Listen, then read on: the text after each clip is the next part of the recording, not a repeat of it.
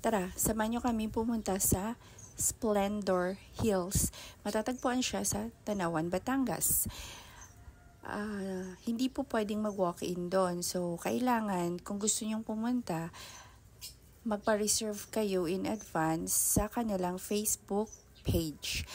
Ang rate per pax is 400 pesos and sa car naman, 200 each. Ang kanilang check-in time is 2 p.m. and check-out the following day is 12 noon.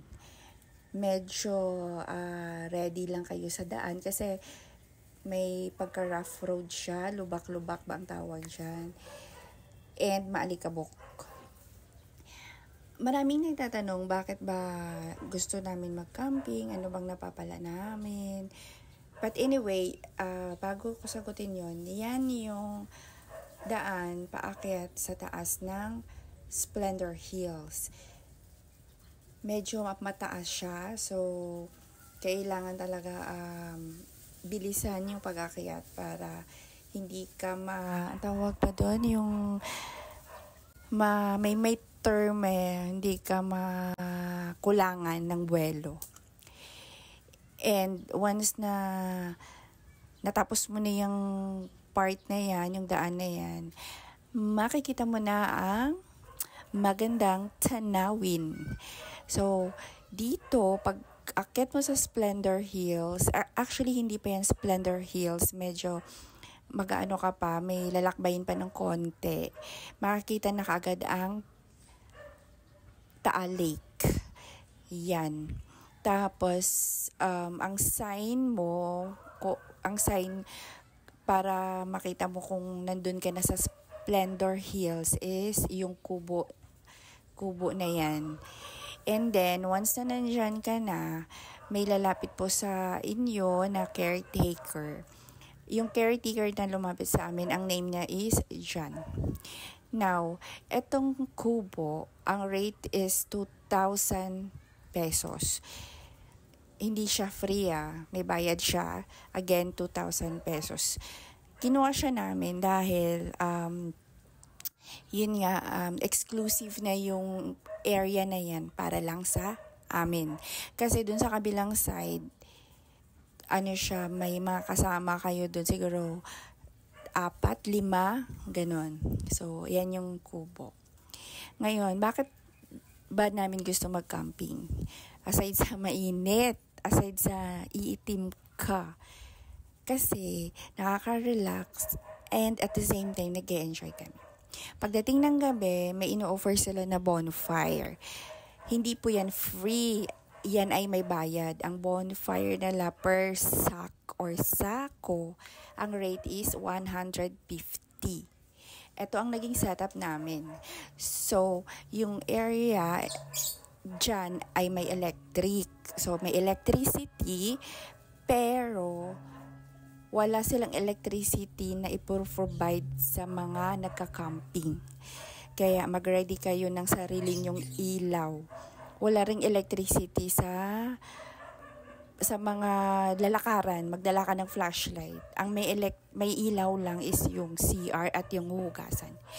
Good morning na. Ayan, it's Sunday morning na dyan. So, ang ganda ng naging view namin. Tanaw na tanaw ang Taal Lake.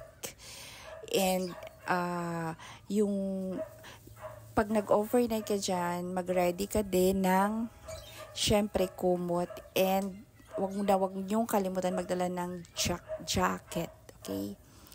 Yun.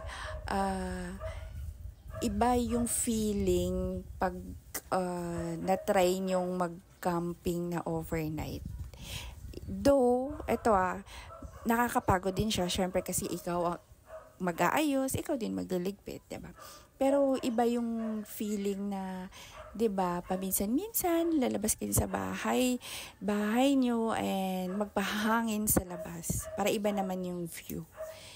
And, syempre, diba, let's create memories with our family. Syempre, dapat kasama natin ang ating pamilya lagi. And, dyan pala, may kasama kaming mga friends din, and family din sila. Kaya masaya kasi mas masaya pag madami. Yan, dun sa pag diniretso nyo po yan dyan. Nandyan yung CR, 3 CR and parang hindi 3 shower area din ata, and meron din silang washing area para sa mga mga plates, kaldero, and yan. So pag inikot niyo siya, ang Splendor Hills 360 degree yung niya, yung view. Kasi nga again, nasa tuktok po siya ng bundok. Pero wag kayong mag-alala kasi hindi ka naman mahuhulog agad-agad. Kasi naman, hindi naman siya parang pagtingin mo nasa taas ka talaga ng bundok. Hindi naman siya ganun. So, sa kabilang side, dun sa right side naman, sa pwesto namin makikita mo yung Tagaytay. Ang ganda, diba? Yan. Yan yung 2,000 pesos na kubo. Now, may mga rules din sila dyan. Bawal maingay. Syempre, bawal din mag-video okay. Bawal magkanta-kanta dyan, magsigawan. In other words, bawal ang maingay. So, hindi naman porket maingay ka, gusto mo magsalita, bawal ka na doon. Hindi naman. I mean, pagdating siguro sa gabi, kailangan hinaan mo na lang ang boses mo, wag na lang tumawa ng malakas. Kasi nakakahiya nga doon sa iba na tahimik or tulog na. Syempre, dahil breakfast time, need nyo rin magluto. And huwag nyo rin po kalimutan magdala ng sariling lutuan dahil wala naman silang ipoprovide na lutuan doon. So, yan, typical na hotdog, egg, and corned beef yung ulam namin. So, since late na rin kami gumising, late na rin kami kumain, parang ito na rin brunch, breakfast and lunch namin. So, ayan, ang saya kasi, alam mo yun, malayo ka sa city, nakapag-unwind kami, nakapag-relax, kahit na nakakapagod, and yung makukuha mo talaga doon is iitim ka. Anyway, thank you for watching. See you again next time. Bye-bye!